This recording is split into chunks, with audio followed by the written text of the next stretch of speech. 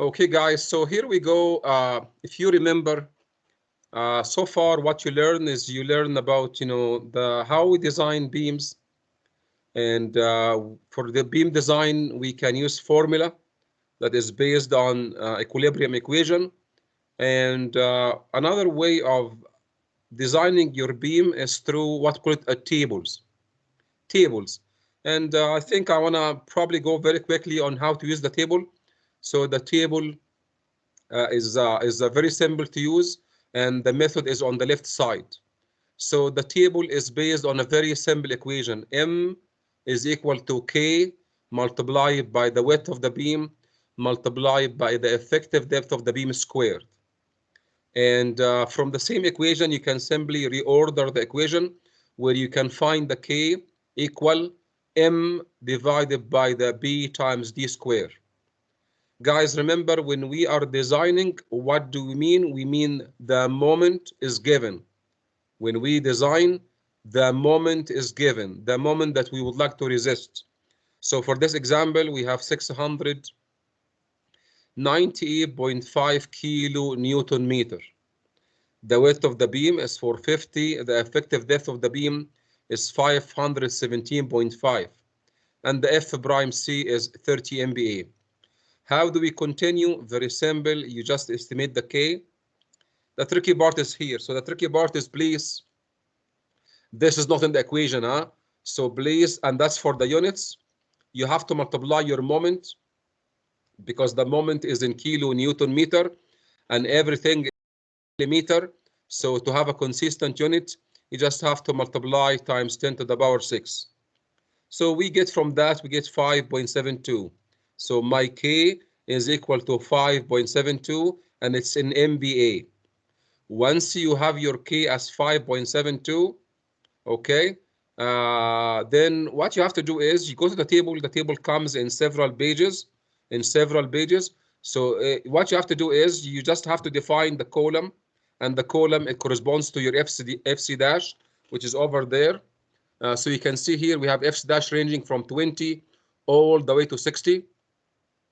Our FC dash for this problem was 30, 30 MPa. So this is my column, and you can see I shaded this column.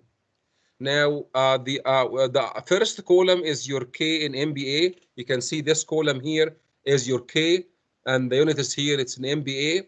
So what you have to do is, again, one more time, you go along this column until you find where is my K. You can see here, I don't have my K here, was 5.72, and the table comes in a interval of 0.1. And again, I think somebody, I think was Oliver. Someone in the class last time said, why don't we go the larger number? So yes, you can do interpolation. So you can interpolate, that's the best result. However, if you have no time, you can just offset your 5.72. You jump to 5.8 like so. So with 5.8, you can go horizontal with the arrow, the blue arrow, and then you can go down and you can use 2.26. If you do interpolation, so what you get is 2.212%. Now, what is this number? It is your rho. So all the numbers in the table, it is the rho. Rho is a reinforcement ratio. So once you know the reinforcement ratio from the table, what you do is, by definition, reinforcement ratio is the ratio between area of steel to the area of concrete, which means I can find my area of steel here by multiplying my rho from the table times B times D, which is area of my concrete. So I get here 5,152.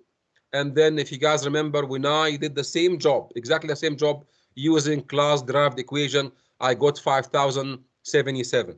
Very, very close, very, very close. And I said which one is correct? For sure the table is correct. Why? It is more correct because simply the table uses an updated value of alpha 1 and beta 1, where I'm pointing right now, while my equation that I derive in the code, it uses constant value for alpha 1 and beta 1, which is 0.8 and 0.9. However, I can tell you, if you don't consider alpha 1 as constant, like 0.8, and every time you change your alpha 1 to point eight to the exact value of alpha 1, which is around 0.8, and also beta 1 to the exact value of beta 1, guess what? You will get exactly the same results because they are rooted from the same origin. We start always from total tension rebar equals to total compression in concrete. Okay, guys, one thing here I want to say here is, can we use the same table to do the check, not the design? Yes, you can. We can do that, use the table to design the beam, and we can also use the table to design to do the check. And here we go, let's do it. So on the left side here, I have an example that I solved, probably 2 or 3 weeks ago when we did the beam checking. Then I want to use the same table to find what is the MR for this beam. Guess what? Simply what we have to do is we work backwards. So because the beam is given, which means I can find the row. Remember, if the beam is to be designed, then I don't know the row. If the beam is given, and I can find the row, which is reinforcement ratio. Very simple. Row by definition is the area of steel divided by the area of concrete, which is B times D. I get here, you can see I go 0.58, that's the row. So what's next? So what you have to do is, once you have your row, you go to the FC dash column, you go all the way until you hit the row. You can see my row is 0.58. It is exactly in between, midway between 0.56 and 0.6, which means my K is in between or midway between 1.8 and 1.9. And here we go. Here is my K. Finally, your moment will be K multiplied by B multiplied by D squared. Nothing new. So we get here 312.65. So that's from the table, and from our manual calcs before, the MR was 310.67. Why there's a difference? Because of the value of alpha 1 and beta 1. If we use back then alpha 1 and beta 1 equal to the exact value of alpha 1 and beta 1, not approximating it to 0.8 and 0.9, what we get is we'll get exactly the same number. Okay, something I want to mention here before I jump to my next slide is, you can see the table sometimes is empty. Sometimes the table is empty. Do you see, guys? For example, the column where we have f slash equal 20, the last value in the table is 1.83, and the last value of K is 4.4. How about 25 MBA? If you go ahead and continue on this column, the last number is 2.23, and the last K is 5.4. Can anybody, guys, tell me why do you feel that there is a maximum number in the table? Do you want to see the table, or you have a copy of it? So one more time, you can see after 2.23, there is nothing. The column is empty. Okay? Can anybody guess why the column is empty and what's happening over there?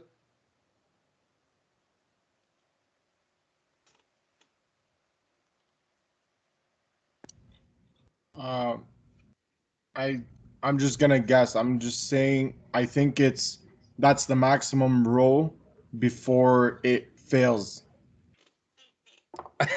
You said half correct, half wrong. Okay, Maximum row is correct. Before it fails, that's wrong. Can you correct and get some marks? I gotta think about it. Okay, sir. Thank you.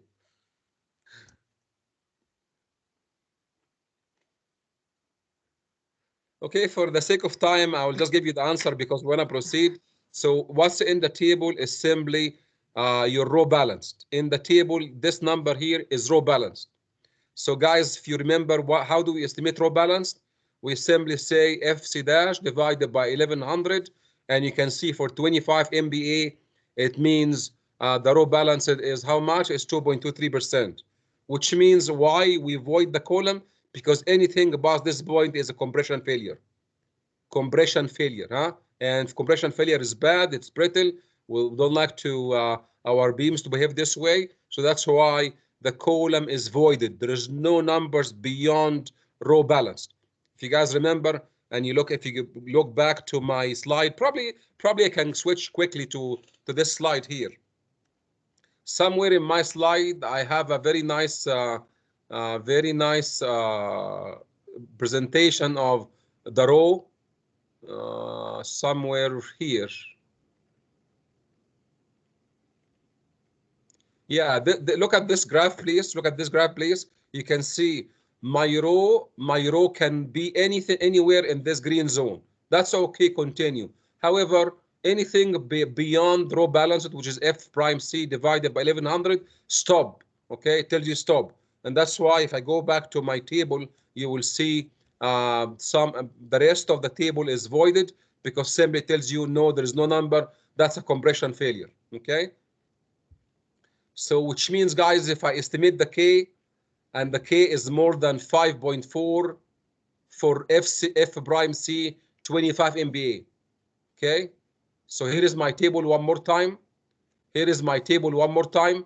Let's say I'm trying to do a beam design and I found out my K is equal to 5.5. And so when you go 5.5, you head right, same as we've done here.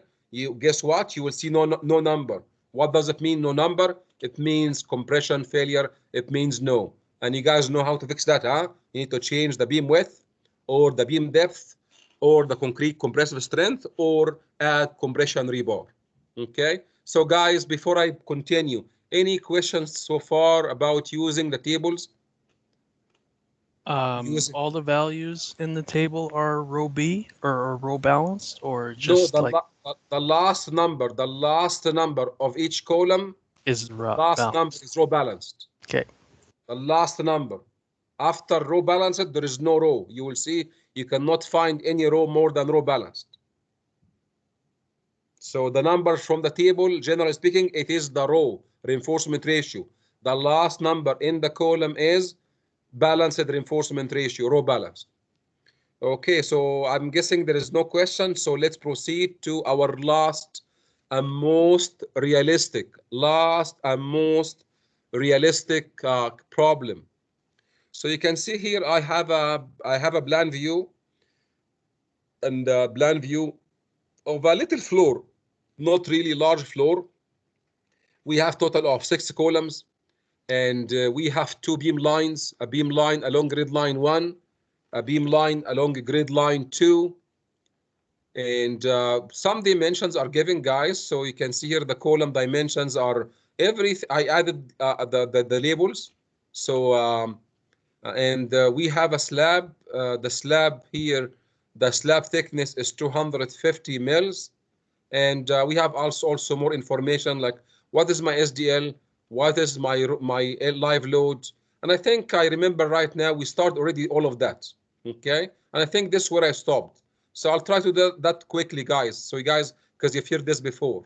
So what happens here is the beam, first of all, in order for us to find the moment, because you cannot design, huh? You cannot design without knowing what is the moment acting on my beam. So we have to find moment. And you cannot find the moment without 2 things, without knowing the load and without knowing what is my structural system. So let's start with the easy one. The easy one is what is my load? So you can see here, what is the load supported on this beam? First of all, and this is most of the students, they forget about it, the self weight. The beam has to support itself.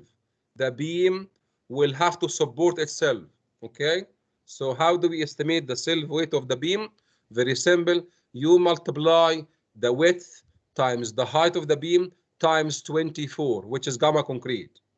Then once you know the self weight of the beam, and please do not multiply the self weight by the entire length of your beam. That's a mistake. We want to find the self weight of the beam bare unit length, bare unit length. Once we get this self weight, we leave it, and then we find what is my slab thickness. So the slab thickness is 250 mil in meter. It is quarter meter. If you multiply 0.25 times 24, you get 6 kPa, which is kilo Newton per meter square. And then finally, you have to find the trip width of the beam. The trip width of the beam.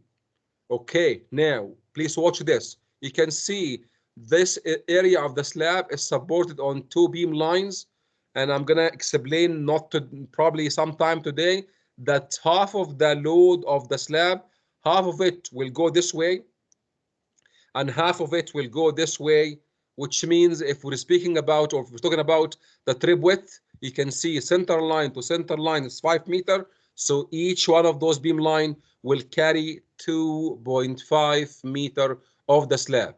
This number is very important. We call it trip or tributary width of my beam. What is next is you simply have to multiply the self weight of the slab self weight plus the SGL, which is superimposed load. You multiply this addition by the trip width. Why is that? Because simply the beam is not supporting 1 meter of the slab, it supports 2.5 meter of the slab.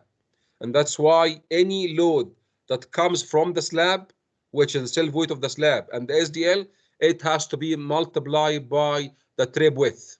However, the self weight of the beam, you don't have to multiply. I mean, not have to. If you multiply by the trip width, that's a mistake.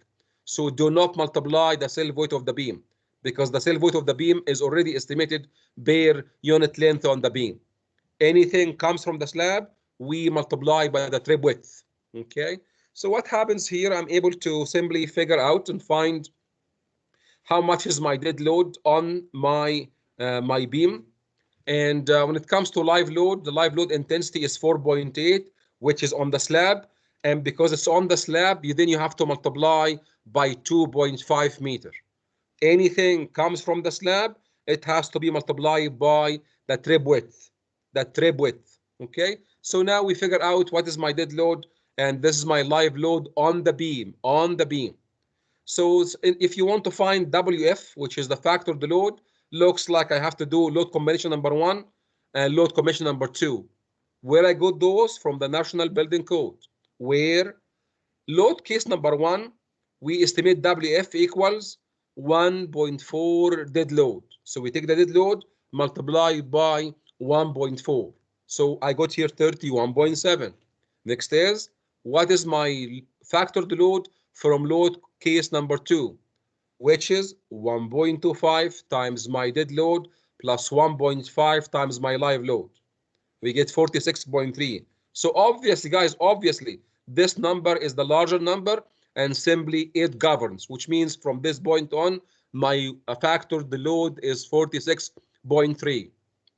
Now we can see I made it very, very clear, because that's a common mistake in the exam and in the assignment. I wrote here one equation and I wasted 1-2 minutes to write it, but I cross it in red. It means do not use it, because my students, what they do is blindly, once they get load, they multiply times L squared divided by 8, and they get a moment. Why this not okay and why this is wrong? Because your beam is not simply supported. The beam is not simply supported. And again, what is simply supported? It means you have one span, two columns. One span, two columns. This means simply supported. How about if my beam is not like that? And let's answer this question. To answer this question, guys, look at this. So to answer this question, I simply made a cross section parallel to my beam. I made a cross section parallel to my beam. It's called AA. You see that's on my screen, huh? Section AA. So where is section AA? It is here. Section A is here. And this section simply, it tells you what is my beam. I'm going to show you where is the beam. So the beam is here. This is your beam. Okay. Probably I need to color it or maybe give it, yeah, let's color it. So this green thing is your beam. And let me ask you, is that simply supported? Is that simply supported? No. Again, simply supported, it means one span, two columns. Simply supported means one span, two columns. But you can see my beam is a continuous beam. Why it's continuous? Because it's continuous over more than two columns. You can see I have three columns. Where are those on the plan view? Can you see them? Here is one. Here is one, and you can see I assembly everything is made using Revit, so it's very nice. You guys can correlate between grid lines, huh? So I have a column on grid line A and B and C. Look at the elevation. So this one here, this cross section or elevation, again you can see I have 3 columns, and so my beam is continuous. Now, if my beam is continuous, that's why I cannot use this equation, because this equation, it finds for me the bending moment for simply supported. Then let's answer the question. So here we go. Here is my beam. And remember, what do we call this one? This is my actual beam. So what you see here is your actual beam. How about what you see here is abstract? This is abstract of your beam. So we abstract our beam, that's the center line of the beam, and we abstracted, and every one of those supports, in reality, it's a column. So you have 1, 2, 3 columns. As I said before, this is called continuous beam, and it's 2 spans. And if you remember what we discussed probably on the first or second class, is that continuous beam are statically indeterminate. Continuous beams are statically indeterminate. They have more unknowns than the equations. Okay, so we solve it using use the SAFI. So SAFI can do that for us and can find for us the bending moment. However, there is a little problem that will arise right now. Little problem, and the little problem is here. Live load can occupy the entire beam or one span at a time. Dead load is dead load. It doesn't go anywhere. It stays, right? However, live load, it can cover, or can cover the two spans, or sometimes the left span is covered by live load, but the right span is not, and sometimes the right span is covered by live load and the left span is not. And this guys creates something called load pattern. Load pattern. And remember, as a designer, I should expect the worst of all situations. Otherwise, my design sometimes it can be unsafe. So the designer will have to expect the worst. And that's why here I wrote here a statement. I said design should be based on moment envelope. You can see I put it in red here because that's kind of a new name, envelope. And what is envelope? It is maximum, and it's not an individual diagram. So guys, when you put here your live load in one pattern, it gives you one diagram. How about if I change live load pattern, it gives you another diagram. If I change the live load pattern one more time, it gives you a third diagram. And here we go. You can see what you see on my screen is not a single diagram. You can see there are 3 diagrams, 3 of them. I'll show you where are the 3. Here is one. That's one diagram. And then here is 2. And then here are the third one. The third one, simply the 3 diagrams, they come from the fact that live load can change. Live load can move. And simply, if you superimpose all of them or overlay all of them, you can see I got something called envelope. And what's the envelope? It is the yellow in the negative, or the light red in the positive, because simply look at this place. The value of the bending moment due to this load case is this much, very little. From the other one is this big. From the third one is this big. Which one should I use in this section? What do you think? Obviously, use the maximum. Use the maximum, okay? Because if you design for the maximum, obviously you're covered for load pattern number 1 and 2 if this is pattern number 3. So anyway, in our design, and hopefully this makes it for you, we simply use the envelope. Guys, simply let me show you. So I said here we solve using SAFI. But simply the SAFI, or in general, the structural software is not available for everyone, and not everyone can use them. So the code is trying to help you here. So this is what you see on this slide, which is very important slide.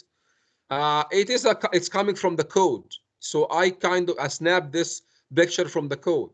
So what this picture is all about, it's a design aid, And what this allows you is to avoid using SAFI. Avoid using SAFI. So the code is trying to give you a help. to avoid using SAFI. And so simply, if you are using this table or diagram, it can simply find for you the values of the bending moment and the shear force diagram without you having to use the SAFI to find them. Okay, let me give you more details. Okay, so here, guys, you can see this is kind of a schematic of a beam, and you can see it's a continuous beam because simple beam doesn't need those. Simple beam, it's simply WL squared over 8 without any effort. How about continuous beam? Continuous beam, no, it is not very easy, and we have to sweat to find the bending moment. So this chart here, it finds for you the value of the bending moment. However, before I show you how, this chart here has some conditions. So let's read the thing on the left side. So it's so first of all, you can apply these tables or chart to beams and one-way slab. For now, for sure, we're gonna do it on beams, but you can see next class I will use it on one-way slab. Okay, now conditions which need to be checked, and you can see in uppercase layer prior to use table. So some people, or one of the common mistake is students, they jump right away. Continuous beam, oh, okay, yeah, I know how to do that. So right away, use this table, find the bending moment. No, the table comes with conditions, comes with some conditions. The conditions, once you verify them, then you can use the table. So let's go through the conditions, and then let me show you how to use it. And you guys know that I'm gonna do that using numerical example.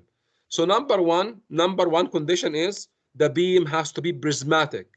And prismatic means what? It means constant section. It means from one span to the other span, we do not change the section of the beam, which is the case in most cases. We typically do not change the beam dimensions from one span to another span. Number two, load, it has to be uniform. So this one works only for uniform load. It doesn't work with point loads. It only works with uniform load, which is most of our cases. We simply use the load as uniform load. Number three, your factored live load divided by the factored dead load should not exceed 2, which means if I get this ratio, as you will see shortly, it has to be equal or less than 2. And then finally, guys, finally, if you, it works with equal span, so approximate equal span with the longer of the two adjacent spans no greater than the shorter multiplied by 1.2. I will probably have to say it in a different language. In general, this table works when the spans are equal. Equal, it means I have span 5 meter and 5 meter. It means it's equal. How about the allowance? It allows only for extra 20% between adjacent span, which means if I have one span which is 5 meter and the next span is 6 meter, which means, okay, so how much did we increase? 1 meter. So if you divide 1 meter, divide by 5, it means that 20%, it means okay. Which means if I have a simply like continuous beam, two spans, 5 and 5, this table will work. 5 and 5.5, it will still work. 5 and 6 meter, it will still work. But 5 and 6.1 meter will not work because simply there is an increase in the span more than 20%. So basically, it works for equal spans with maximum increase of the span between adjacent spans of 20%. And then I said here more conditions for the slabs, which is okay, not for now. We're using beams now. Guys, let me show you how to use the table again theoretically, and then we'll do it in numbers. So very simple. The numbers here you can see, here is my moment. So the moment here is WLN squared over 14. So this moment here is this moment here. So how do we estimate this moment? This moment here is simply multiply the load, factor the load, multiply by the clear span square, and then we divide by the 14. And that's a post bending moment. How about this moment here? How can I get this moment here? It's very simple. It is this value over there. This is WL squared over 10. Now, before we proceed, some of you by now will ask, hey, Tahir, listen, why do we have 5 different pictures? I think that's a very good question, huh? Why do we have 5 questions? 5. I already numbered them, huh? So that's for easy reference in the future. 1, 2, 3, 4, 5. Because look at this. Number 1. Picture 1 and 2, you can see very obvious. We have more than 2 spans. So picture 1 and picture 2 in the table applies whenever you have more than 2 spans. How about picture 3 and 4 and 5? What do you think? We have 2 spans, whether number 3, number 4, number 5. So what else? What else will allow me to use one but not the other one? Is the connection between the beam and the column. The connection between the beam and the column. So you can see here, I gave you 2 names. I said here monolithic. So monolithic connection, it means they are both together. We have a strong connection between the beam and the column. And next is separation. You can see, I'm going to zoom in to see the difference. If I zoom in here, you can see the difference visually. Huh? You can see this, there is a clear separation here, and here is monolithic. Now, what is clear separation? If I have 2 material, for example, if I have a masonry wall, and on top of my masonry wall, I built a beam, you can see there is a very little connection between the beam and the column. It means I use a figure 4 or 5. So guys, now let me ask you, if this is my problem here, okay? So I have 2 spans or 3 spans. Any help? 2 spans. 2 spans, which means I'm not going to use picture number 1 or 2 because this applies for more than 2 spans. Looks like I'm going to use 3 or 4 or 5. Now, if I'm telling you that this is a beam and concrete column, so both of them, they are concrete. So it means there is no separation. The connection is monolithic. And I'm asking you guys now, which one among those last 3 we should use? Should I use 4? And you can see 4, it has a separation from one side. Number 5, it has separation from both sides. Okay? So now can you please tell me, if I'm to use this table, which figure or which picture should I use? 1 or 2 or 3 or 4 or 5? You should 3. use 3, 3. but it looks like you should use 5 from the Revit photo, but you should use 3. No, it should You know be. what? Here is the thing. You're right. Revit just colors things with different color, because from the Revit perspective, this is called column and this is called beam and this is called slab. So they simply shadow them or shade them using different level of gray. But again, you know that this is column, this is beam, and there is some rebar of the column going into the beam. So which means there is a good connection between the beam and the column, and which means the picture 3 applies. Guys, one more thing before I just show you the exact number, because so far everything is theoretical and I know so far it's so dry. Let me give you the last piece of information, then we can proceed. So guys, Ln is something that we discuss in our class, L sub n. And L sub n is the clear span, okay? How about L sub A, which is new? You've never seen in my class L sub A. So L sub A is the average between the average span of the adjacent clear spans, which means L sub A is equal to Ln1 and Ln2. So you add them and then divide by 2 and this gives you the average. Guys, look at this, please. This is very important.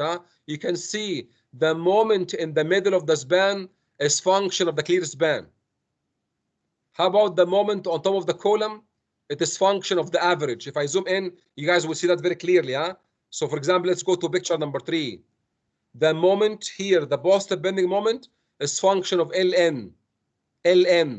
How about the moment on top of the column will be function of L average. So this will be the average of the left and the right span. Okay, now let's put this in action and show you how do we apply all those conditions to our problem. Now, there is something I want to say before I proceed. Let's go back and look at our cross-section elevation. You guys, from the plan view, you can see between grid line A and B and C, dimensions are there, 7 and then 8. But if you look at the cross sections, yes, from 7 to 8, from grid line, it's 7 and 8. How about the clear? Where is the clear? Okay, look at this, please. So this distance here and this distance, those are the clear spans. How do we find the clear span? It's very simple. You just have to know the column dimensions. And you can see I put them here. So this column dimension, it's here. So it's 800. And this is 800. And this one is 400. Where I get them? Yeah, Revit got them for me. But from the plan view, so the column dimensions are 250 by 800. So this dimension is 800 and this 400. And this is here, it's 800. So we have to find clear spans. Now, if this is the clear span is now 6 and 7, 6 and 7, here is how we apply the help from the code. So first of all, our factored load is 46.3, and the beam is continuous to spans. How much the spans is 6 and 7 meter, huh? 6 and 7 meter. Okay. Now, let's check the conditions. So the conditions are prismatic. That's by default. Typically, we don't change the size of our beam from one span to the other. So this condition is met. Number 2 is uniform load, which you can see my factored load that I estimated is a uniform load. And then the factored live load is ratio by the dead load or factor dead load. Those numbers, where did I get them? It's up here. Huh? So remember, at one point, I figure out my live load and my dead load. Guys, very specific. It means it's this ratio. It is the ratio of my live load, factored live load, this number here, divided by this factored dead load. Okay? So those numbers, if you divide the 1.5 times 12 divided by 1.25 divided by 22.6, this ratio should not exceed 2. And in fact, it is 0.64, so it is way, way less than 2. It means this condition is okay. And then approximately equal span with no longer than 20% increase. Here is the situation. Huh? My first span, clear span is 6. My second clear span is 7. So if you divide 7 by 6, what do we get is we get 1.16. And what does it mean? It means I have 16% increase, which means because it has to be equal or less 20%. Guys, once the 4 conditions, all of them, not one, the 4 conditions, all of them, they have to be checked, and this has to happen prior to using the table. One of the common mistake is forget about right away, continuous beam. Let's go and let's find the moment using the table. No, please find or check the condition before you estimate the moment using the table. Now you can see I have L1 and L2. They are different. So the L average is how much? Is 6 plus 7 divided by 2. So we get here 6.5. That's my L average. Now, what happens here? Now we need to find how many moments? We need to find 5 moments. 5 moments. And if you don't know why 5 moments, it's over there. Please look at the number 3. Look at this, please. We have here a bending moment where the beam connects with the end column. It's a negative bending moment. So that's number 1. And then here we have middle of the span, we have positive. And then it goes to negative above the intermediate column. And then it goes to positive. And then finally it goes back to negative. Okay? Now, so we have total of 5 moments. Probably I can mark them for you. You can see we have 5 arrows. Look at picture number 3. We have 5 arrows. Okay? How do we estimate this moment? The equations are there. Huh? It is not WL squared over 8. It's over factor, and this factor sometimes is 16, sometimes 14, sometimes is 9. Okay? It depends on where is the bending moment. Okay. Now, since we know something about that, let's go ahead and find the bending moment. Okay, so guys, I'm going to slow a little bit because maybe some of you, they are overwhelmed. So again, this is figure number 3. How can I find M4, M1, M2, M3, M5? Just look at the picture, which is number 3 on the table. How do we, for example, how do we estimate M1? which is here. M1 is here. So you can see M1 is equal to W multiplied by Ln divided by 14, which is here. So W 46.3 multiplied by the span squared divided by 14. Where Tahir got all those things, it's here. I'll reference to the picture, huh? So this is here. This is your M1 W Ln squared over 14. Okay. And the rest you can see, the rest is the same. So all we have to do is look at the table and figure out the equation and simply find the number. Huh? Now, the thing that I want to bring your attention and M1 is function of your 6 meter. M1 is function of 6 meter. How about M3? What do you think is function of your 7 meter? How about M2? M2, which is here. This is function of the average. So this is not function of 6 or 7. It is function of the L average, which is 6.5. And then finally, M4 is function of 6 meter. And then M number 5 is function of 7 meter. Huh? Are you guys following? Did you notice that? M2 above the intermediate column is function between of the average clear span of the left and the right span. How about M1, M4? M1, M4 is function of 6. M3 and M5, it's function of your 7. And you can see that from the table. Huh? So sometimes in the table, in those numbers, sometimes I multiply by 6 square, sometimes I multiply by 6.5 square, sometimes I multiply by 7 square. It depends on where is the moment. Okay, now let's go to the last part. The last part, which is now I have moment. Okay, and you can see I did not have to use SAFI to find those moments rather than using the code design aid, a table that you can use to avoid using SAFI. However, before you use it, you must verify the conditions. Those numbers, the 14 and the 9 and 16, those are based on some assumption, and the assumptions are the conditions. Sir? Go ahead. You said all those requirements or conditions must be met before we can use those tables, right? Exactly. So what happened if did load over live load over did load is more than 2? So is there any table that we can go? No, there is So no what are table. we going to go? So If what are we if the going to do? SAFI, quit your job. Guys, the bottom line is SAFI can do anything for you. SAFI can do anything for you. But if like engineers and the designer, they used to design continuous beam maybe 5 times a day. If engineer every time has to use SAFI, it means probably is going to make a 1 design per day. Okay, so the mint of this table is to speed up your value, or sorry, speed up finding the moment. And remember, if the table, the conditions, one of them, I'm not saying all of them, if even one of them failed condition, it means you need to, no, you cannot use it, and it means you can use SAFI. And there is no, I mean, to answer the question, no, there is no other table that's work for everything. Is that clear enough? Yeah. Okay, so now, guys, we have moments, and now this is, I would say, this is the most difficult one. Like so far in my class, you've seen how many examples? You've seen 4. You know, a beam that doesn't have any statical system or structure system, and then we found the rebar, and then we use that, we play with the cantilever and play with the simple beam.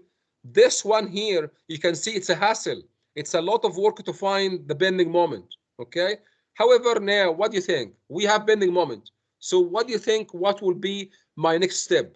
I have 5 bending moments, 5 sections. One section at the middle of the span, another section at the middle of the span, another section on the top of the column, and then last 2 sections at the end of the beam. So I got 5 moments. 5 moments. What is next? What do you Find the think? maximum. Find the maximum. So Jelly is saying, you know what? I have no time. I will just use the maximum. I will find, let's say, 4 bars, 25 M. I will use them everywhere. Is that what you're saying? Oh, because I was thinking which one has the maximum moment, then that is where we have to base our design.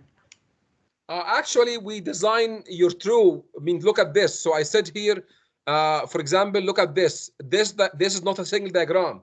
Those are how many? One, and then two, and then three diagrams. You're right. At the same section, I need to use the maximum at the same section. But remember, that's not the same section. My moment is variable along the length of the beam. So sometimes is a small value, it grows to a positive bending moment, and it grows to a negative bending moment. So that this is different. This is not, for example, like this case. Look at this. So for example, look at this section here. So this section here, at the middle of the span, from different load case, value of the bending moment. And for sure, I must use the maximum value here for my design. Would you agree? But we have only one element. We have only one beam that carry the whole Yeah, but thing. it doesn't mean that the beam will have to have the same reinforcement all throughout the whole beam. The value of the bending moment, it varies as you go along the beam center line, which means different section may require different reinforcement, and it's very obvious. Look at the numbers. For example, the moment on top of the column in the middle is the maximum. M2 is the maximum, 217.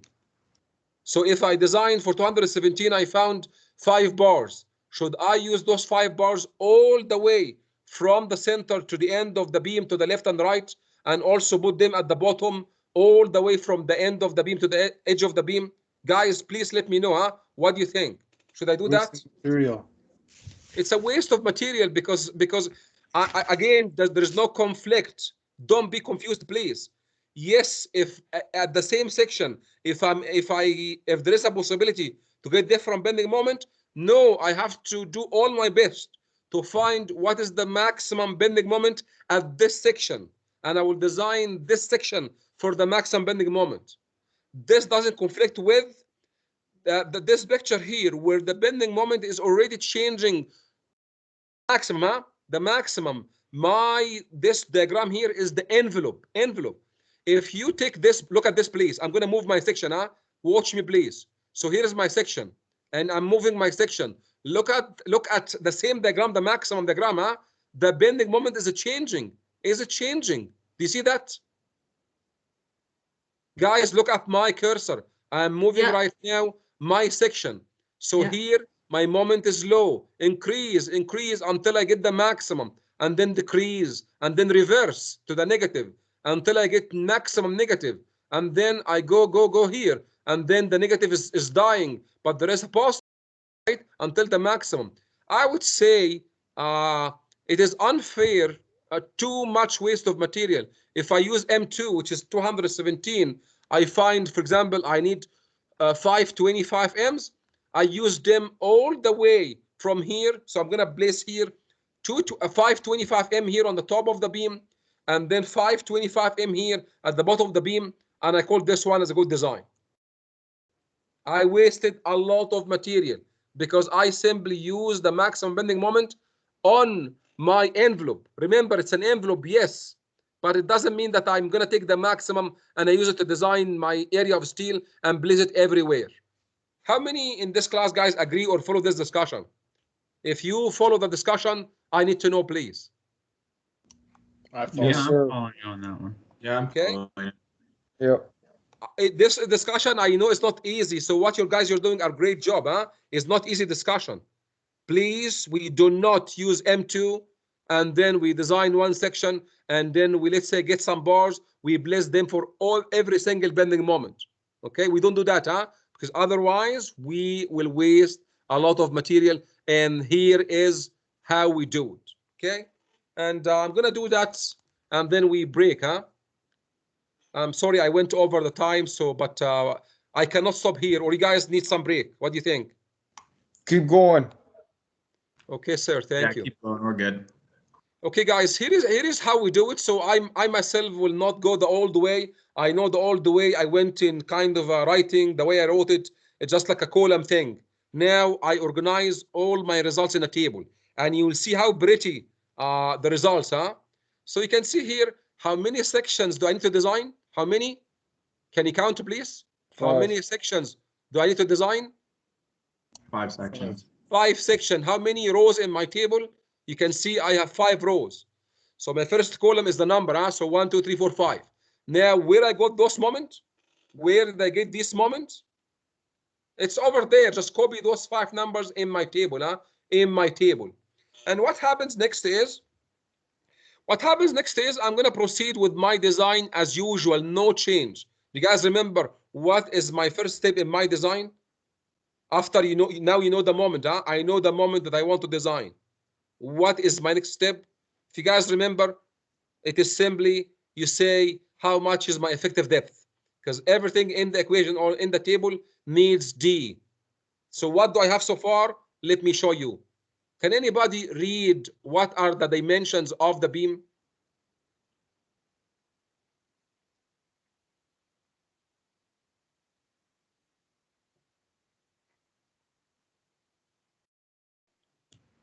250 by 650. So how much is my H? 650. 650, okay? And you guys know, if you remember, the first assumption is, hey, why don't you assume that the cover plus stirrup plus 1 bar is 70 millimeter? You guys remember that, huh? It is an agreement in my class. So 650 minus 70, how much is that? 580. 580, okay? So where is the 580? Do you see that in in the table? So here is the D. So here I started with my D, so 580, okay? And then when I started with 580, you know, from this point on, guys, let's forget about the equation for now. I know that we learned it and we derived it, but I would say from this point going forward, I will prefer to use the table. And you will see once you do it 1 or 2 times yourself, you will see it's way easier than the equation. Okay. Now, please, all of you guys, can you find the K? Remember, the K is M times 10 to the power 6 divided by B times D squared. So for example, how did I get the 1.42? I can write it for you guys. How did I get this number 1.42? Not very difficult, huh? I'm going to say here my moment. So my K equals, or KR equals, how much is my moment? Is 119.1. The moment is on to the left, times 10 to the power 6, okay, divided by the B, which is 250, divided by the D, which is 580, divided by D another time because D square, huh? And what you'll get here is you will get 1.42. Remember, that's MBA. So this number K is MBA. And so the K here is 1.42. Now, how do I get to the rho? Anyone remembers from the discussion earlier today, how do I get the rho? Area of still over BD. Oh my, no. The Area of rho steel comes from the over table, concrete. So from the design table, please in your copy and look at the table. And I want every one of you guys, please, every one of you do that right now. So my K is equal to 1.42. I want everyone to go to the table and remember F prime C is 25 MBA. And find the rho, make sure you are able to understand or get the 0.45. All of you, I will wait for you guys. Please, all of you, use your own copy and verify the rho in my table. Not for all the sections, huh? Just for the first line. Only for the first line.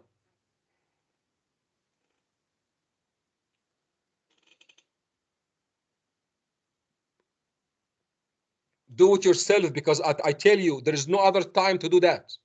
Do it now. Go along the column F prime C equal 25, go all the way down, and then with the K equal to 1.42 and see where they meet. If again, here you have to do interpolation because simply the 1.42 will be in between 1.4 and 1.5, which is not very difficult. Guys, be smart, huh? You don't have to do it like interpolation, like be smart, huh? Because the step is 0.1, between 1.4 and 1.5, and we have 1.42, which means 20%. 20%. So take the two numbers in the row and get the difference. get 20% of the difference and add the 20% of the difference to the minimum, and that's what will give you the actual row. Okay, you can do that very, very quickly. You don't have to write it even. If you got the 0.45, raise your hand, please. I can see you guys. Thank you. Thank you.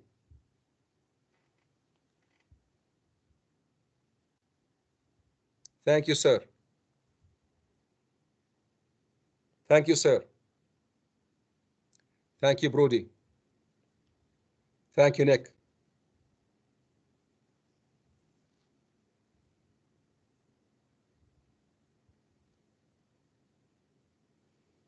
Okay, now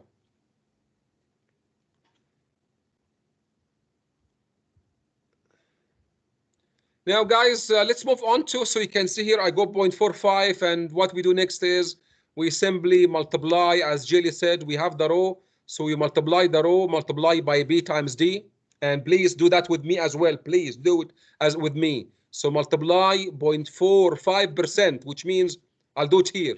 I'll do it here, okay? Please watch this, huh? So 0.45% multiplied by 250, that's the width of the beam, multiplied by 580, sorry, 580, and this will give you 652 millimeter square of rebar.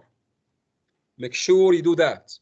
Guys, once you get the area of steel, remember, we've done this before, but not in a table format. Table is very nice because simply it kind of summarizes everything for you on the same page, okay? Now, what happened is, how many 20 M's? How many 20 M's? So how many?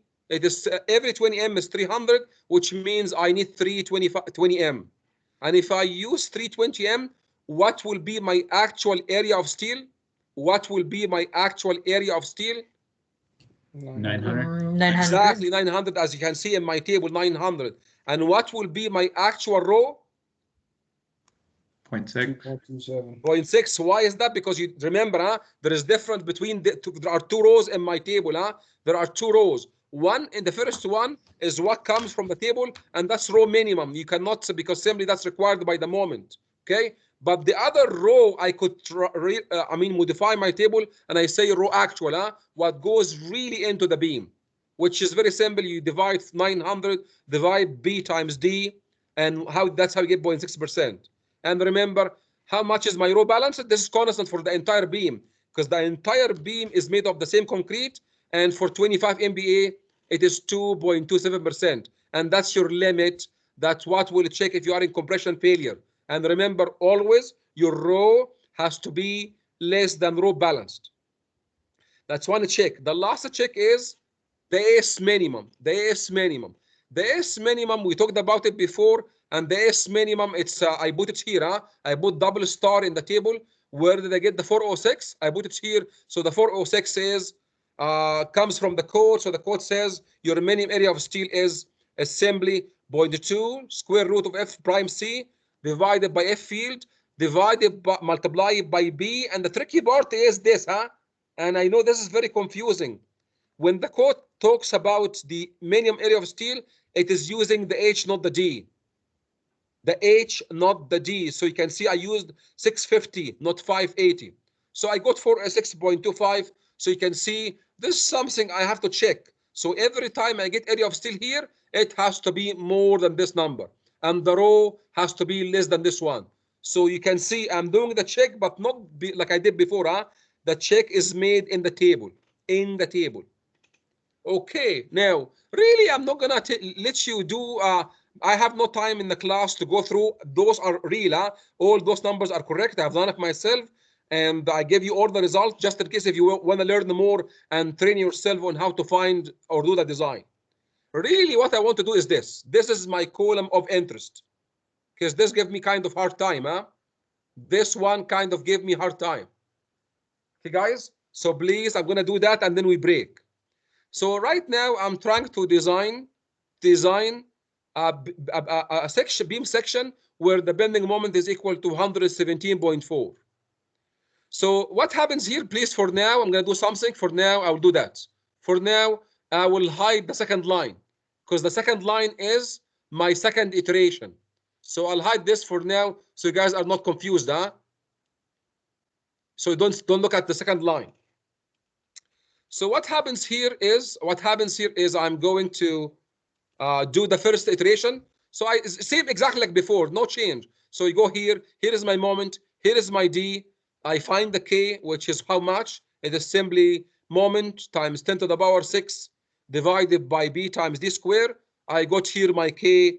I went to the table. I got 0.85. And so 0.85, that's my rho. I multiply my rho times B times D. I got here 1232, okay? And 1232, I continue. I said, okay, you know what? That's 520 M. 520 M. Do you guys agree? Because 420 M is how much? 1200. 1200, which means I'm over that, which means I cannot do that for now. So I said, okay, 520 M.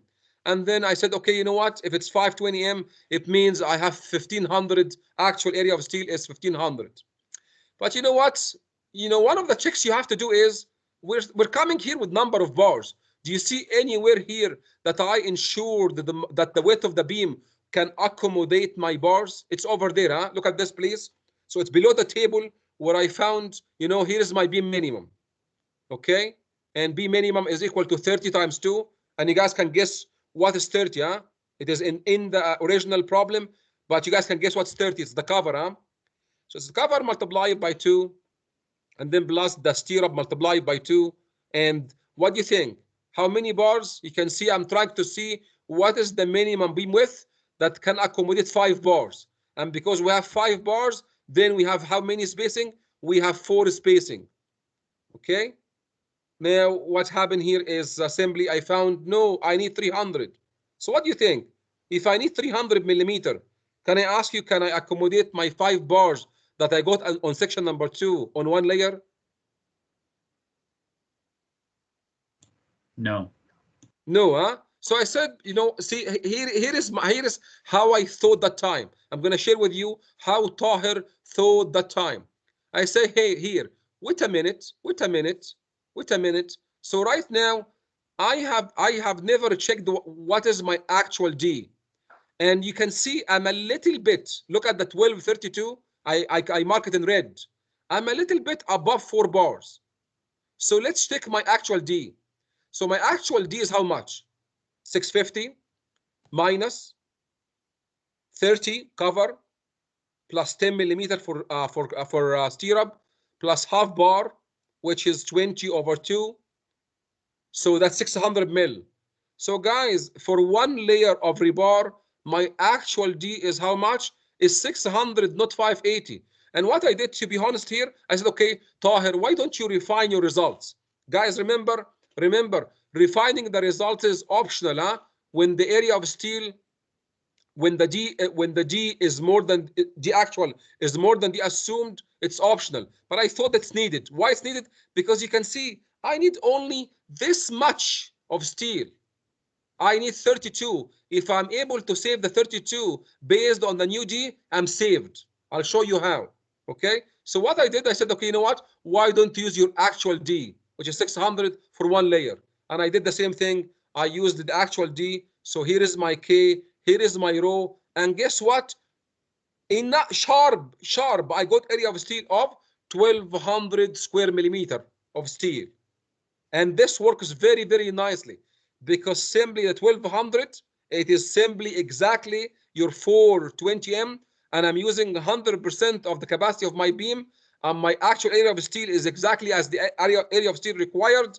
And down here, I did one check to make sure that I can accommodate my 4 bars in this beam. So one more time, I went here, I said, you know what? Let's use the same equation, but simply replace the 5 bars by 4 bars. So I'm sorry guys, I'm sorry.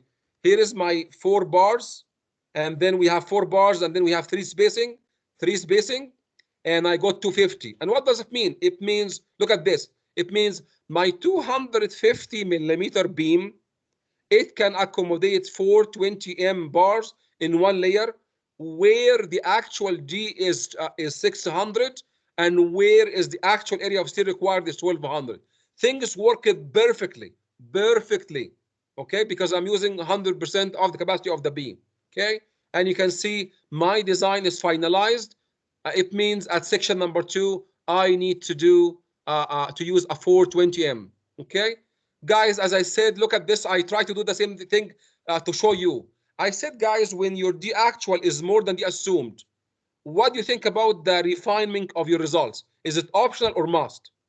When the D actual happens to be more than D assumed, it means we have more lever arm.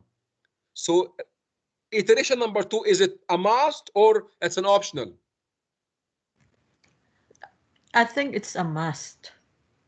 When your D actual is more than the assumed, it's a must? I think you're confused. When the actual is more than the assumed. The actual is more than the assumed.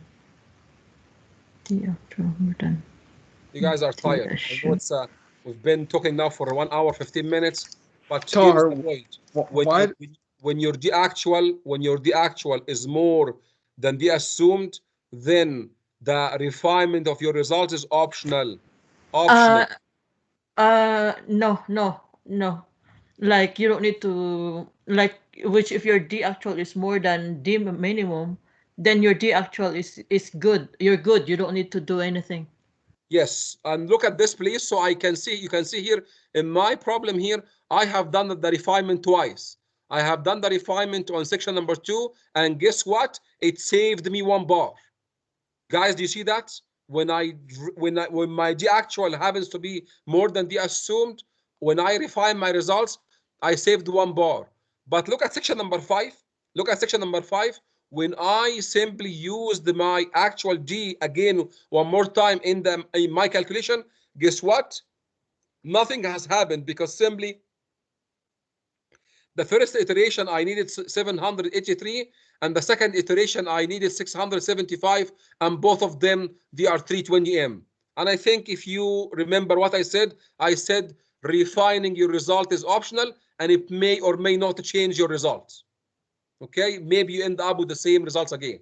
And that's why I feel that this example here is amazing. The number worked out to give you or demonstrate on my idea of when the D actual is more than the assumed, refining the results is optional, and it may or may not. It happened already on section number 2, but it never yielded to any saving on section number 5. Okay. Now, guys, before we, I guess we are at a point here, we can also show you the the details. So for the details here, I have used my reinforcement, and probably we can say here in section number 1, I need 320M. Hey, Tahir. Section number 2. Uh-huh. Sorry to interrupt. I have a quick question for you. Sure, go ahead. You're talking about in example or number 2 there. You're talking about D actual being more than D assumed, but I'm a little confused because your D actual is 1200 and your D assumed is 1232. So isn't That's your area of steel. D No, assumed is 12? no.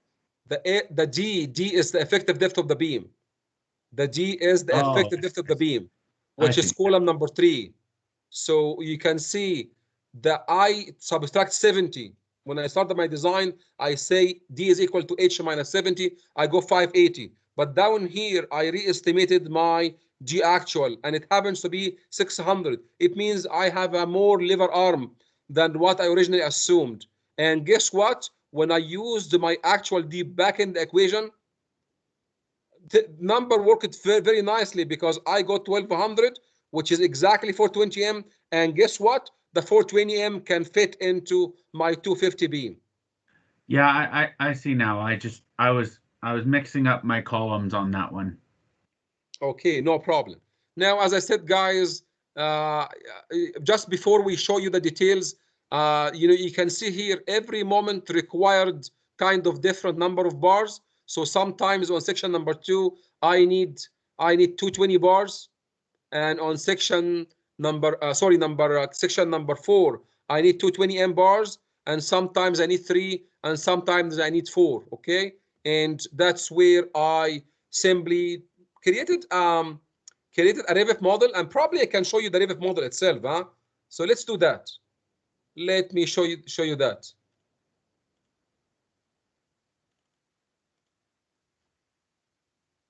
I think it's this one here. So let's open this one. Guys, also, if you get a chance, I know that you guys are municipal and you don't learn really Revit anywhere in your course. And I'm hoping that we have time to just not really teaching you Revit because it's too much. It's a course by itself. But at least if I get your interest to learn about this technology, it's just amazing, huh? You can do a 3D modeling. You can put some rebar in. You can do complete solution in this software. Okay.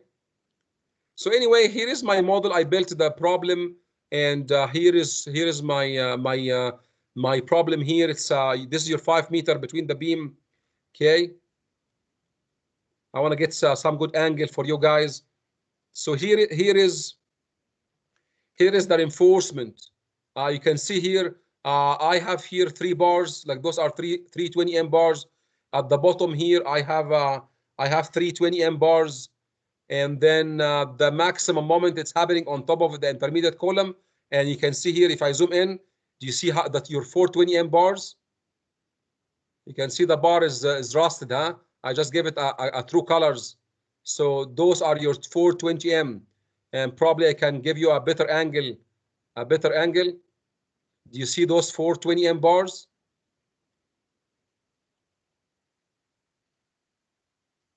Yeah. Okay, so those guys, they will go on top of your column and they will go to the other side. Always remember the shape of the envelope, huh? The 420 M on top of not required to go all the way like beginning. Okay, so the 420 M, they go on your column, but after some time the negative bending moment will die, and we don't need those 420 M. And the bending moment will go from negative to positive. You can see one beam, it has 220 M. One section, sorry, one section requires 220 M, which is those guys here, 220 M. Okay, in elevation, I think I have elevation view here. Yeah, it's over there. You can see here is my elevation, and probably I can just show just shaded or hidden line. Okay, guys, as you can see, I'm going to highlight your M. Let's go to the presentation. So in the presentation, we have here M2. So M2 is the highest moment, and in my design, I needed 420 M. Guys, take a moment, look at that envelope here. So the envelope here, the maximum is M2 with 217.4, and I needed 420 M. And look at this, please. I'm going to show you my bars. So here is my bar, guys. My bar is will go this way. I will go this much. Why this much? Because simply my bending moment will die to 0 somewhere, and I can simply stop my rebar. Okay. So anyway, let me show you the cross section. So my 420 M bars, they are here. So those are my 420 M bars. And you can see they don't go all the way to the end. No, because simply the bending moment dies. The negative bending moment will die. Okay. How about this bending moment? This covers both the bending moment, and this covers both the bending moment. And finally, the rebar on the top, close to the column, this covers the negative bending moment and connection to the column, and those rebar covers the negative bending moment and connection to the column. How many bending moments you see? How many bending moments you see? 5 bending moments. 2 positive bending moment, 2 positive, and then 3 negative. 1 on top of each column. Where did I get that? Look at the envelope of the bending moment. You can see I have 5 bending moments. That's why when you look at the beam, we have 5 different groups of rebar. We have 2 rebar that goes from support to support at the bottom of the beam that covers M3 and M1. And I have 3 groups of bar that covers M4, that's one group, another group that covers M2, and then a third group that covers M5. Those ones, they are not continuous. They don't have to go all the way on the top of the beam. Why? Because simply your bending moment here dies after some time. Yes, here it's maximum, but as you go off the column, it dies. Please watch my cursor. It dies and it goes to 0. That's why we stop our rebar. You see that? All really I want you to show you is where the rebar has stopped. I think in my Revit is better than the slides. Okay, one more time. This is I'm gonna maybe pick some of them. So guys, look at this, please. I'm gonna pick some of them. So this one is for what? Those bars are for what? Those are for the positive bending moment, which is I can correlate. This one is for M1. So those bars I'm picking right now, those are for M1. Do you see that, guys? Those bars I pick, it's for M1. Okay. How about these bars? They are for what? Those bars. They are for M3. Those bars are for M3. They go at the bottom of the beam from the column to the column. How about these bars here? Okay, these bars, those 4 bars. Huh? Those for M2? Yes, sir. That's for M2. That's the maximum negative bending moment on top of your support. Huh? I think it's this one. Yeah. Okay. You can see this bar here and the other 4 bars. Those are for M2. How about this? Like those 3 bars. Be your M1? Yeah. This is for M4. Or 4, yeah. Sorry. M4. Okay. How about those bars? Those bars here. 2 bars here. On top of the column there? I can't remember the column. That's M1. That's M5. Oh, M5. M5. Okay. So guys, again, that's what I want you to know. And yeah, we can take a break and then we can come after the break. But if you can make a shorter break, I don't have the luxury to go for 10 minutes. So guys, I'll see you guys at 2:35. Thank you. 2:35.